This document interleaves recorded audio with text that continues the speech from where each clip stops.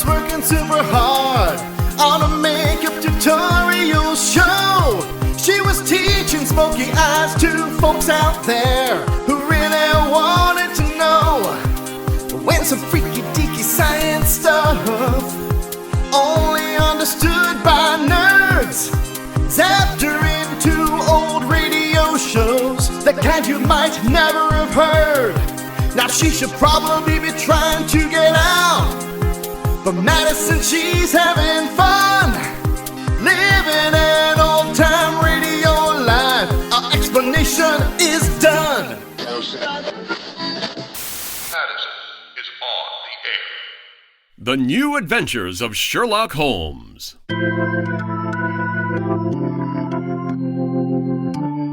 And now for our weekly visit with our good friend and host, Dr. Watson. Yeah? Oh, no. Hey, I remember you.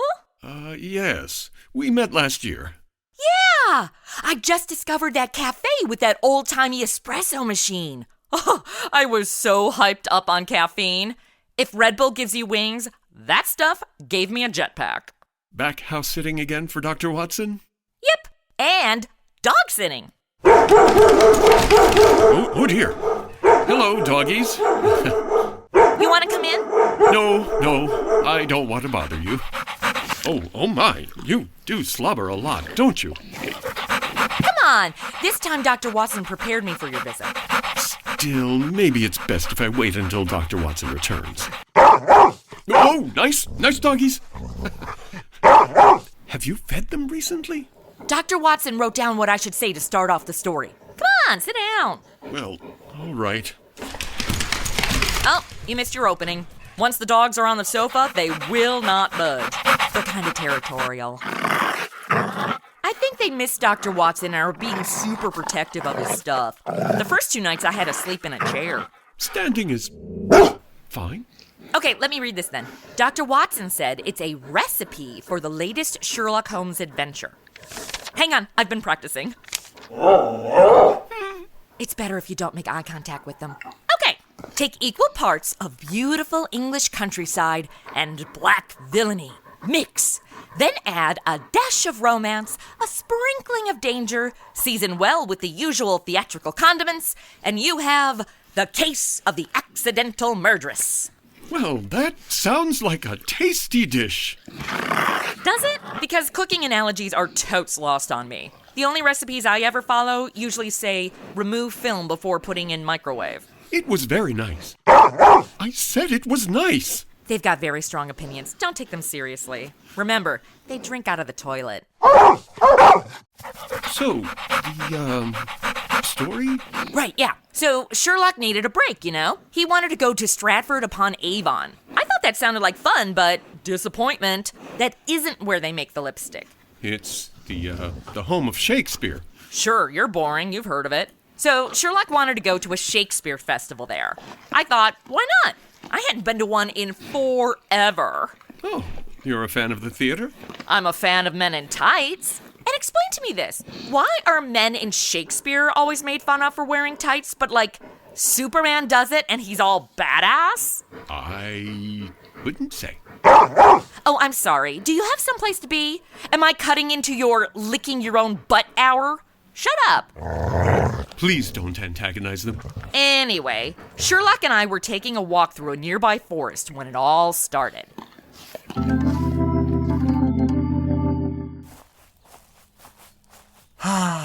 Madison, for once, I wish I were a man of wealth. So you could afford a better hat?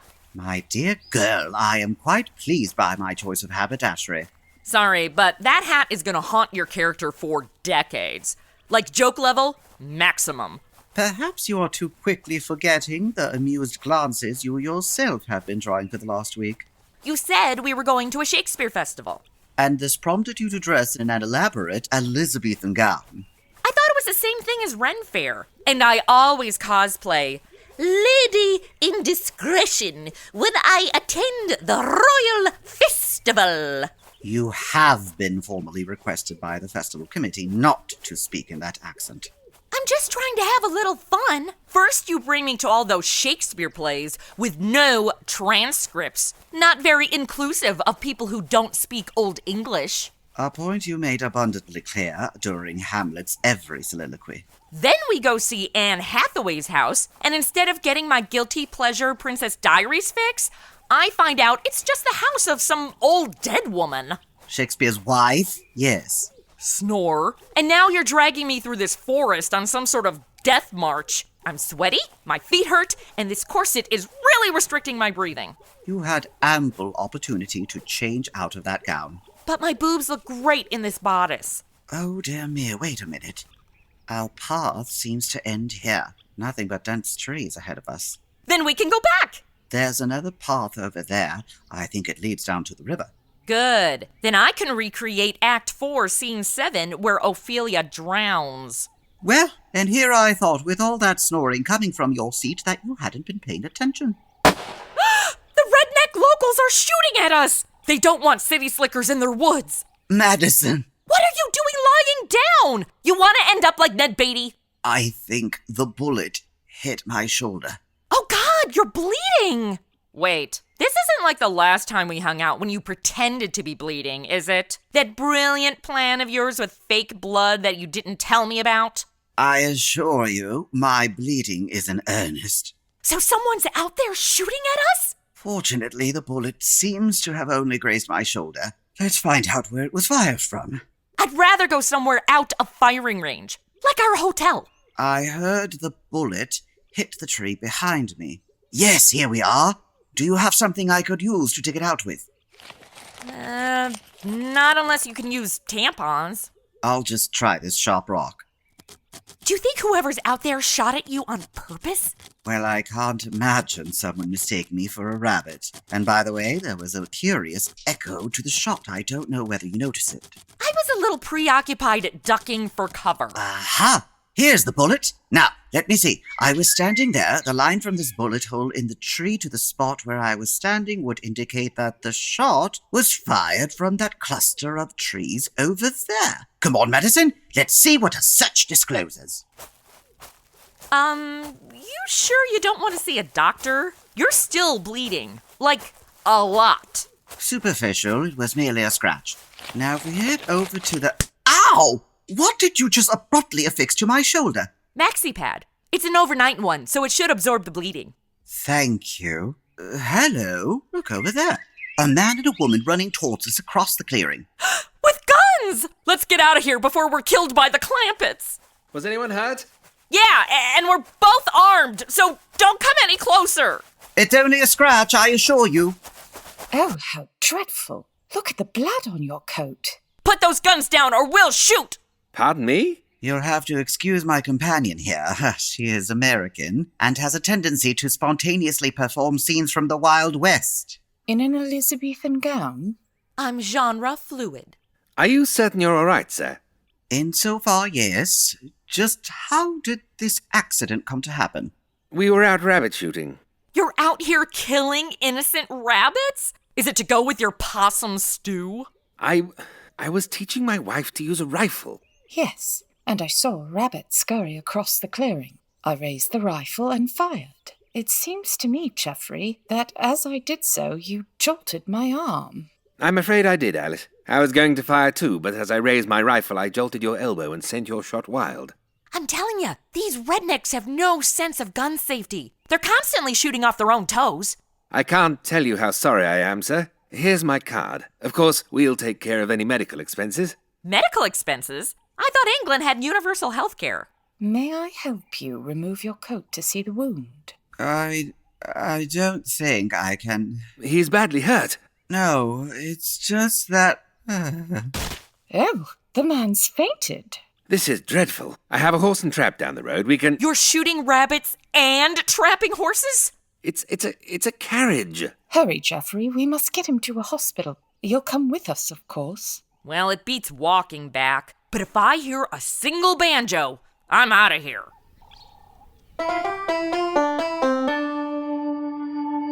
Sherlock, you feeling any better? 'Cause you look like crap. Has the nurse gone? Yeah, I think she's getting the doctor. And The man and his wife. They're in the waiting room. Found out their last name is Markham, and they're actually like rich, posh people, not backwoods trailer trash. Then we're alone? You want to be alone with me? Is it the bodice? Okay, but I really think you should wait until you're feeling better. Last time I did it in a hospital bed, I opened the guy's stitches. Infection, nearly lost a limb, blah, blah, blah.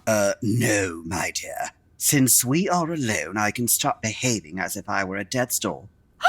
You faked an injury again? Yes, I did, Madison. Dick!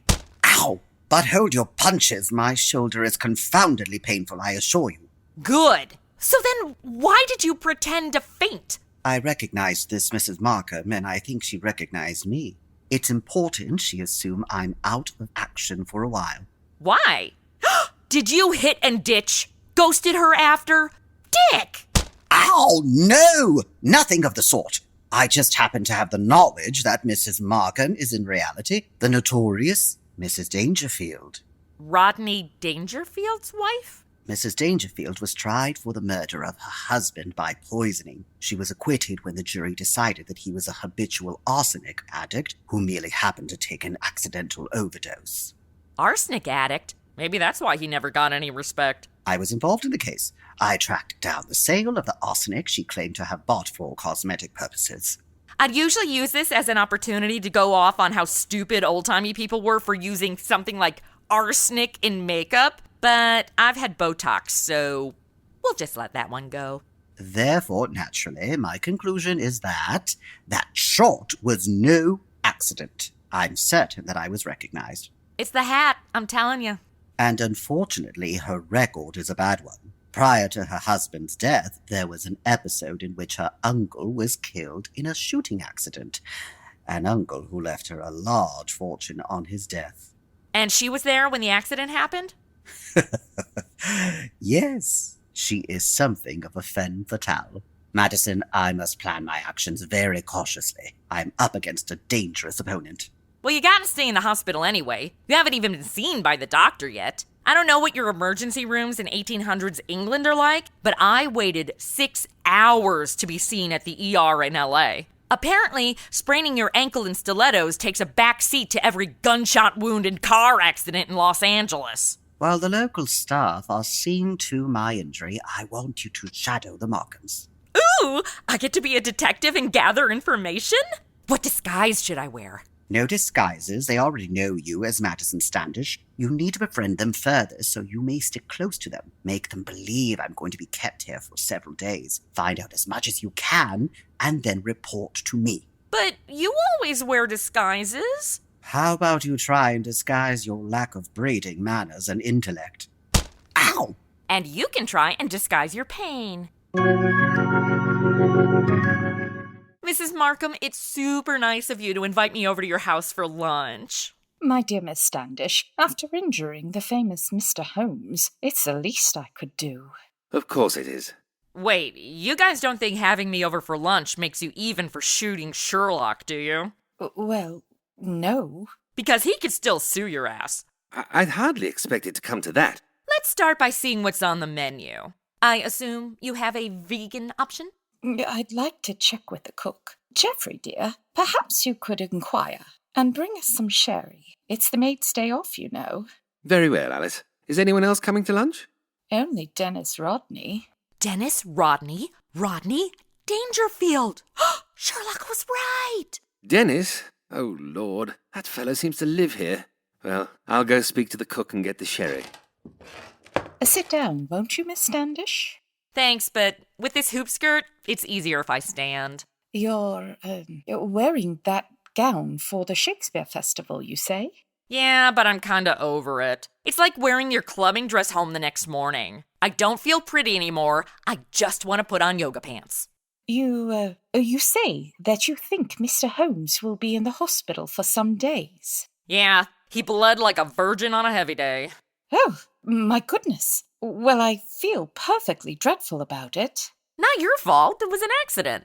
Right? Yes, but I might so easily have killed him. Well, hard to kill off the leads on their own show, unless there's contract disputes. So, who's this Dennis Rodney guy? He's an actor from the Memorial Theatre. Perhaps you've seen him on the stage? Yeah. Sherlock's been dragging me to a different Shakespeare show every night. I have no idea what anybody is saying. It's like watching a telenovela. You gotta guess the plot by who they're sleeping with or stabbing. Oh, you'd have no trouble understanding Dennis. Oh, he's a fine actor. It's just a shame that they give him such poor parts. They say there are no small parts, only small actors, but those people have never been a movie extra.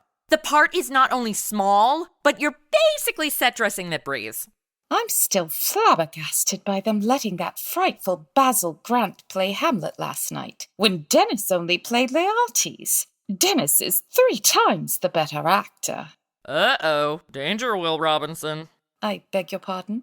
You've got the hots for Dennis, and not hiding it very well, sweetie. What? No. He's coaching me in acting, that's all. Yeah, uh-huh. I can recognize the signs, girl. My sister had the hots for my boyfriend and was all flirty and stuff with him until I shaved half her head while she was sleeping. Only the goths would hang out with her after that. I assure you, it's nothing like that. Dennis thinks that I might be able to get small parts here next season. Okay, we'll go with that for now. But I've been watching the show Cheaters for like 2 decades and have been both the cheated on and the cheater. I know that of which I speak. Oh, here's Geoffrey. This sherry is rather special, Miss Standish. Only a few bottles left in the world. I've been getting into that wine in a can. It's great because you could put a koozie on it and everyone just thinks it's soda. You can drink openly at the beach, on public transportation, at Six Flags. Oh, but I don't recommend the roller coasters after having 4 of them. I think 3 is the limit before pukage. That must be Dennis. I'll go let him in. We might as well have a drink, Miss Standish. You'll find it'll help make this actor fellow more tolerable. I find drinking makes everything more tolerable, except roller coasters. Well, Dennis endlessly reciting Shakespeare can certainly put a strain on your nerves. Yeah, I had a boyfriend who constantly quoted Monty Python. He didn't expect the Spanish Inquisition or me breaking up with him at his birthday party. Dennis has Alice completely fooled. If by fooled you mean horny.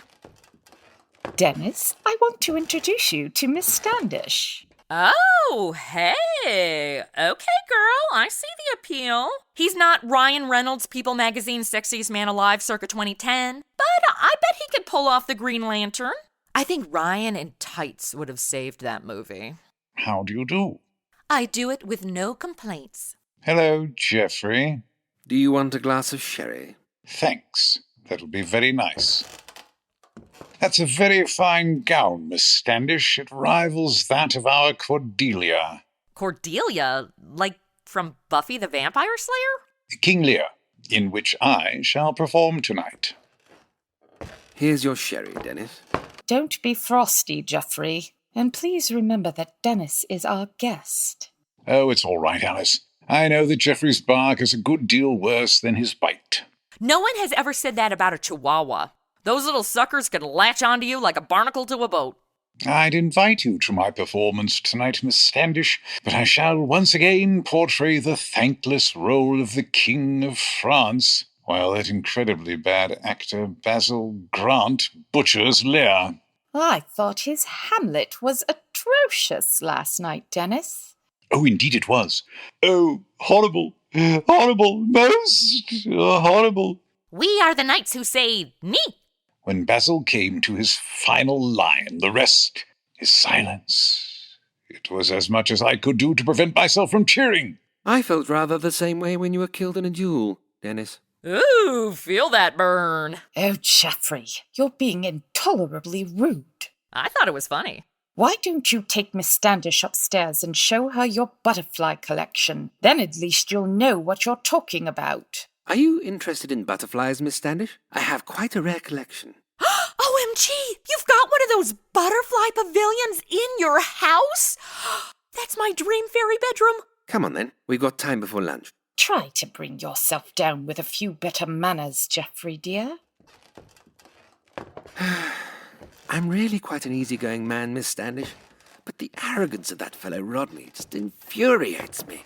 Yeah, it's always a bummer when a hot guy turns out to be a total douche. It's like biting into a chocolate chip cookie, only to discover the chocolate chips are actually raisins. Don't put too much weight on that balcony rail. It's absolutely full of wormholes. Part of the attraction of an old house, my wife tells me. That's the excuse my landlord used for why he wouldn't replace the original 70s shag carpeting. By the time I lived there, the shag was so worn, it looked like a hippie with a receding hairline. Well, I'll tell you, I regard it as confoundedly dangerous. Hey, I lost many an earring in that shag carpet, only to find them again when I was barefoot. This is my little museum. In these cases, I think you'll find some of the finest specimens of Lepidoptera that you've ever seen. The butterflies are all dead! It's my hobby, and I may say that with the exception of the Natural History Museum, I doubt if you'll find a finer collection. You kill rabbits, trap horses, and slaughter butterflies. These are quite normal pursuits, I assure you. Inflicting pain on creatures smaller than yourself is the hobby of a serial killer. Do you have a basement full of dead prostitutes? There is a great deal of care that goes into killing my butterflies. I must preserve them in pristine condition. Yeah, and how do you do that, Hannibal Lecter? With poison. Oh, like arsenic? Cyanide. Not arsenic? Like you wouldn't happen to have any arsenic around for maybe your wife's beauty products? You heard me say cyanide. Why do you keep talking of arsenic? Are you trying to hint at something? Am I seriously being too subtle? Because usually I'm more obvious than stretch pants on a Walmart shopper. There's the luncheon gong. Let's go downstairs. You're pissed now. No. I apologize. My nerves are a little bit on edge today. It must have been that accident with your friend that upset me. I really must get that balcony rail mended. Shh. What? My wife and young Rodney. They're going into lunch. Listen. But, darling, why won't he understand? Oh, Dennis, Geoffrey has no imagination. He's never understood me. Well, they say listeners never hear good of themselves. You know, sometimes I wonder if my wife wouldn't like me out of the way. That almost happened to me when the other girls tried to get me kicked off the cheerleading squad. Thankfully, the head coach had a crush on me. She was the only woman I ever knew who looked good in men's shorts.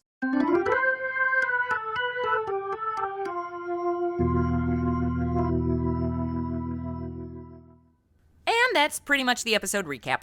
A very interesting story, Madison. And so you think that Mrs. Markham is planning to kill her husband? Well, she's totes in love with the actor douche and is way over her husband. And if she's anything like the girls on my cheerleading squad, she'll drop him on his head during the human pyramid. Human pyramid?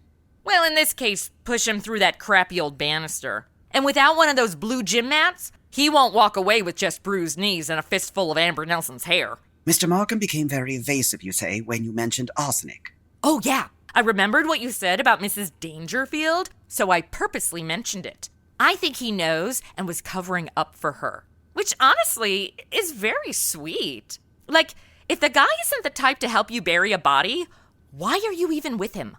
You've exerted your charm sufficiently enough to obtain an invitation to visit the Markhams again, I trust? Yeah, I'm going back this afternoon. Some sort of picnic with tea and boating? As long as it's not a six-pack and an outboard. 2 missing frat boys and a night in a Florida jail cell. Still not my worst spring break. You've done splendidly, Madison, splendidly. Thanks. I figured I needed to come back here and tell you everything. And now I can change out of this gown. I'm starting to smell like someone from the Renaissance. Well, I am quite impressed. The next time Watson is otherwise engaged, I may have to call upon you again. As long as you stop with the phony injuries. You're like a soccer player faking a foul. Next time, I'll kick you in the shins. With cleats. Fair enough. So, how are you doing anyway? I'm fine, but the house surgeon did discover a very interesting fact. Oh, no! Oh, wait till the tests come back. It's not always cancer. My dear girl, it has nothing to do with cancer. I am fit as a fiddle. Could be lung cancer. You do smoke that pipe a lot. Look in the drawer beside my bed, will you? Ew! Are those toenail clippers? Beside those. Oh, what is that? A bullet? A bullet that the house surgeon removed from my shoulder. Like the bullet we found in the tree? But there was only supposed to be one bullet fired. OMG! OMG, indeed. Therefore, 2 bullets were fired. What does that mean? That means that we have a dangerous task ahead of us. Not to solve a murder, but to prevent one. Of course, if Jeffrey dies, that could save the lives of literally hundreds of butterflies. Madison. Devil's advocate?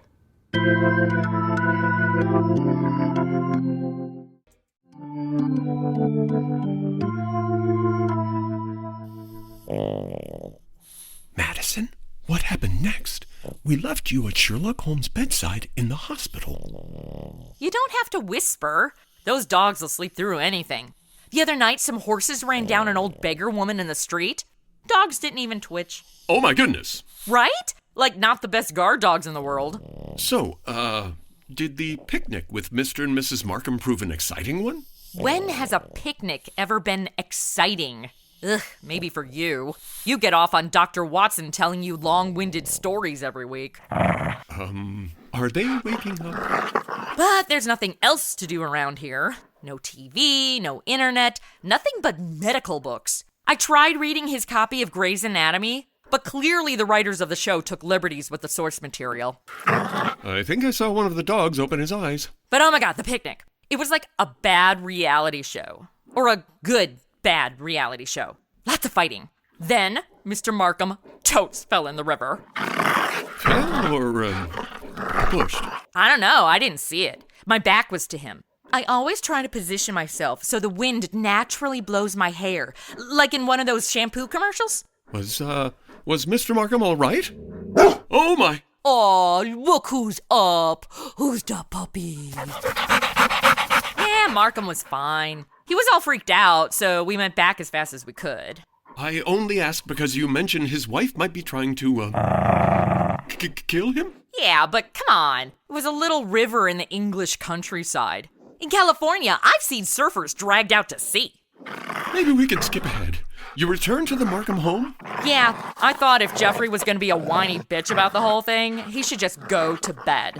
And Alice totally agreed.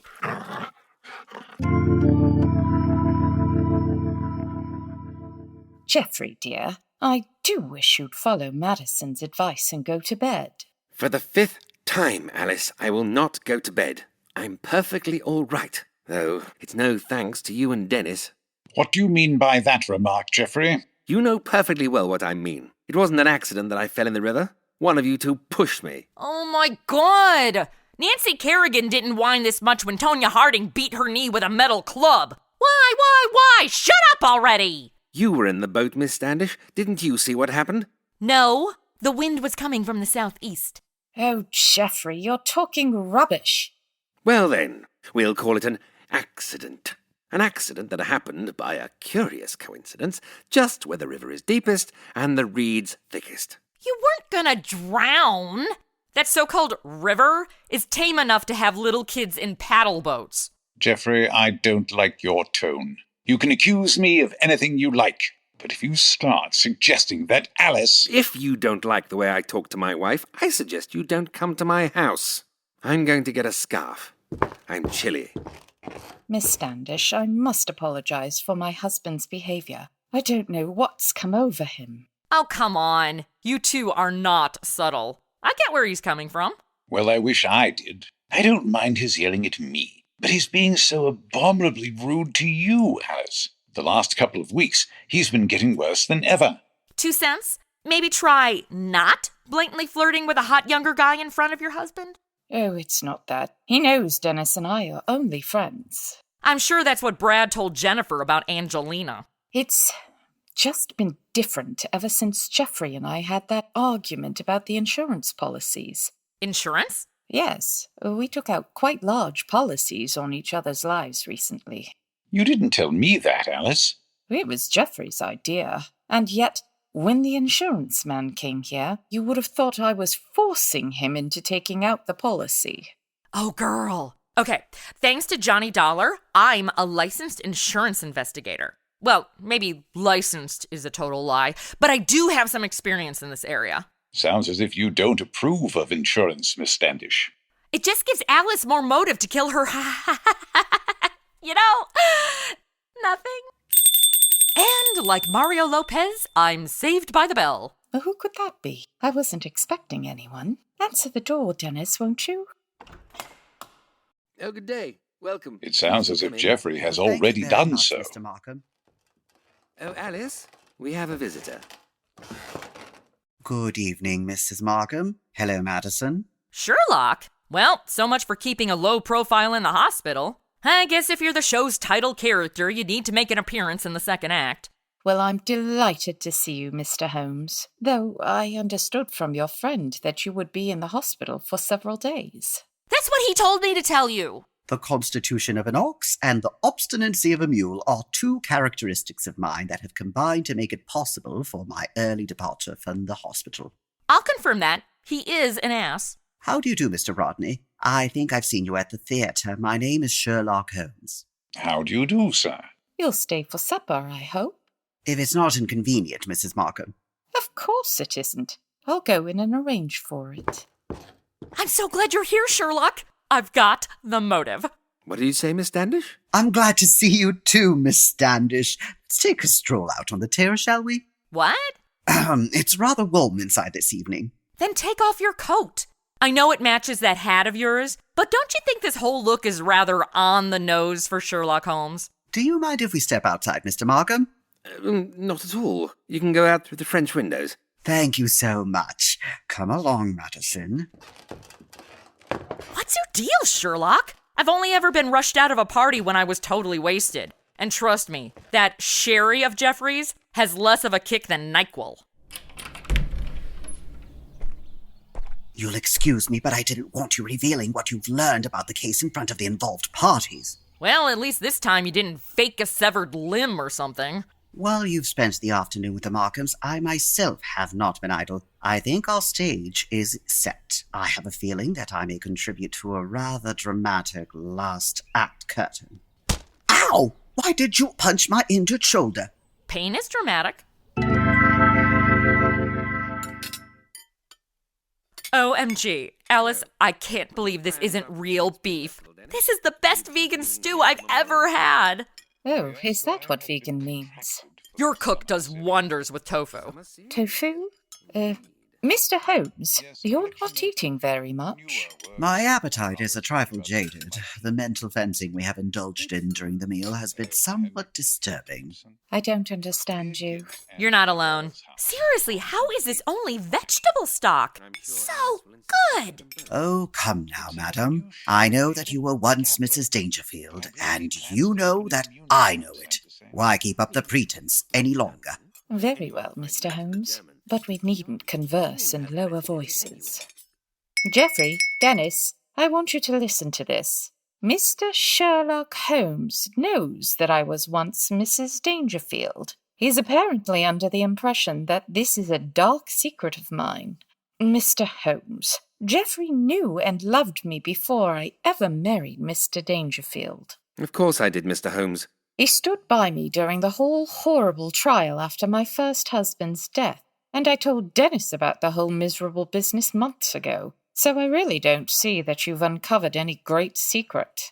Oh man, Sherlock! Your pitch was so outside the plate, the bat boy had to fish it out of the dugout. How's that? Sorry, I can't put it in terms of cricket. I only know American sports.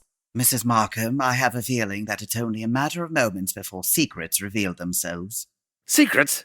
So, Alice, you haven't got any secrets from Dennis either, eh? There's no need to shout, Geoffrey. There's no need for Dennis to be in my house. Get out, Rodney, and stay out. This business between you and Alice has gone far enough. I'll go when Alice tells me to. This is what it was like on the boat, Sherlock. I was ready to go full-on Robert Wagner on all three of those Natalie Woods. Geoffrey, please. We have guests. Well, if Dennis won't go, then I'm not going to sit here. I'm going upstairs. You're shaking like a leaf, sir. You've got a fever. Don't you think you'd better go to bed? Mind your own business and leave me alone. Mrs. Markham, I really think that you should persuade your husband to go upstairs and lie down. Oh, Sherlock! Never get in the middle of a couple fighting. Just secretly film it on your phone and put it up on TikTok. It'll go viral. Don't worry, Mr. Holmes. I know how to handle him. I'll take him up. Put an arm around my shoulder, Geoffrey. Come along. Very well. Dude, she's gonna take him up those stairs with a broken banister. What were you thinking, Sherlock? What are you suggesting, Miss Standish? Oh, like you don't know, you gigolo. Although, as an actress myself, I do commend your gold-digging efforts with Mrs. Markham. Better than supporting yourself working in food service, am I right? Shush, both of you. Come with me and watch. She's on the outside of Geoffrey. Geoffrey, be careful. OMG! Geoffrey fell into her! Alice, are you all right? He totally pushed her into the railing. What the M. Night Shyamalan is going on here? Alice. Geoffrey tried to push me through the railing. That's a lie. No, it's not, sir. The three of us were watching you from below. Wait, the crappy banister didn't break. Clearly not made by IKEA. I can explain that, Madison. This afternoon, while you were all at your picnic, I came here with a local carpenter. You had informed me that it was the maid's day off, so I took the liberty of reinforcing that decaying woodwork. Extreme home makeover! You go, Ty Peddington. What the blazes do you think you've been up to, Holmes? Preventing murder, sir, and finding the true solution to the Dangerfield case. What do you mean, Mr. Holmes? The true solution? Surely it's obvious to you, Mrs. Markham. You have told us that your present husband loved you before you married Mr. Dangerfield. What of it? It was he who accidentally killed your uncle so that you might inherit a fortune. And it was he who accidentally gave your first husband an overdose of arsenic. Arsenic that he obtained for the purpose of destroying butterflies. I knew he was a serial killer. Butterflies be revenged. And it was he who tried to send you to your death by pushing you through that railing. All I've been trying to do is conceal the fact that my wife was a murderess. Geoffrey, how can you say that? Markham, if you... Just a moment, Mr. Rodney. I'm not through with him yet. Ooh, both barrels, Sherlock. This is all very dramatic, Mr. Holmes, but I wonder how you're going to be able to prove it. Miss Standish, Mr. Rodney and I will testify to the attempt that you've just made on Mrs. Markham's life. And I'll testify to your butterfly murder room. I was thinking more about his attempt on my life in the woods. Oh, yeah! All those innocent rabbits! But my wife has already admitted to firing the shot. That's true, sir, but 2 shots were fired. The one that your wife fired we found in the tree, but the one that you fired was extracted from my shoulder in the hospital. So the 2 shots were fired at the same time? You remember, Madison, that I commented on the curious echo, and Mrs. Markham told us that her arm was jolted as she pulled the trigger. That was when the other rifle was fired. 2 gunmen! I knew it couldn't have been just her in the book depository. Mr. Markham didn't want me on the scene when he staged his latest accident, and so he tried to kill me. What kind of a devil have I been living with all these years? I think I'm going to kill you, Markham. Don't come near me. Keep away from me. Save it for the law courts, Mr. Rodney. British justice may be slow, as indeed it was in the Dangerfield case, but in the long run it surely will find Mr. Markham on the gallows. He's a rich white dude. In America, he wouldn't even go to jail. He'd become a correspondent for Fox News.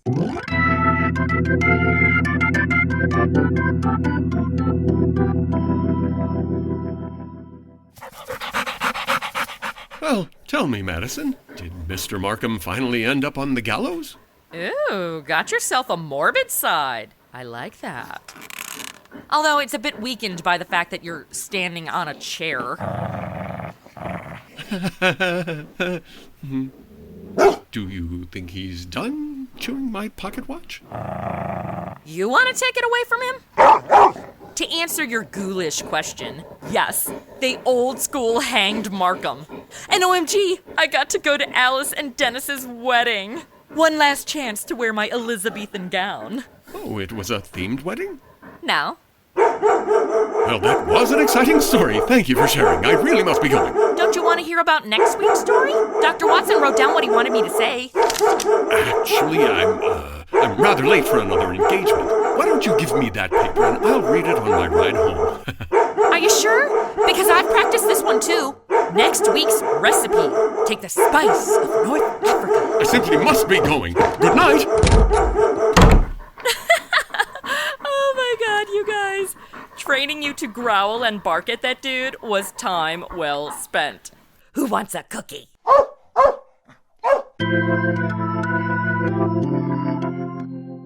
The New Adventures of Sherlock Holmes continued the on-screen pairing of Basil Rathbone and Nigel Bruce, who appeared in 14 Sherlock Holmes films from 1939 through 1946. Some fun facts about Basil Rathbone. He was born in 1892, so he was alive when Sir Arthur Conan Doyle was still writing many of the Holmes stories. And, relating to our episode, Basil Rathbone was a trained Shakespearean actor who actually appeared on stage in a Shakespeare Festival in Stratford-upon-Avon. And although he died in 1967, his last appearance as Sherlock Holmes came nearly 20 years after his death when Disney released The Great Mouse Detective using archival sound of Mr. Rathbone's voice.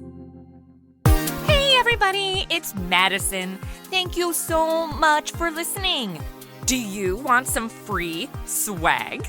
I'll send you a Madison on the Air logo sticker when you sign up for my free e-newsletter. Sneak peeks, my exclusive behind-the-scenes blog, and all sorts of not found anywhere else Madison stuff. Sign up on my website, madisonontheair.com.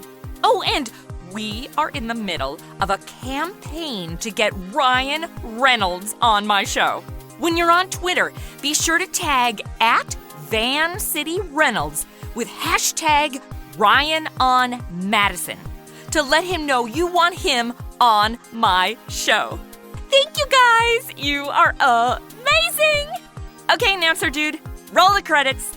Madison on the Air was written and produced by Chrissy Talon Sage with music composition and audio engineering by Jeremy Sage. The role of Madison Standish was played by Chrissy Talon Sage. Albert Garnica appeared as Sherlock Holmes. Other actors in the cast were Kareem Confley as Jeffrey Markham, Laura Christine Elliott as Alice Markham, Jerry Kokich as Dennis Rodney, and David Pinion as the announcer.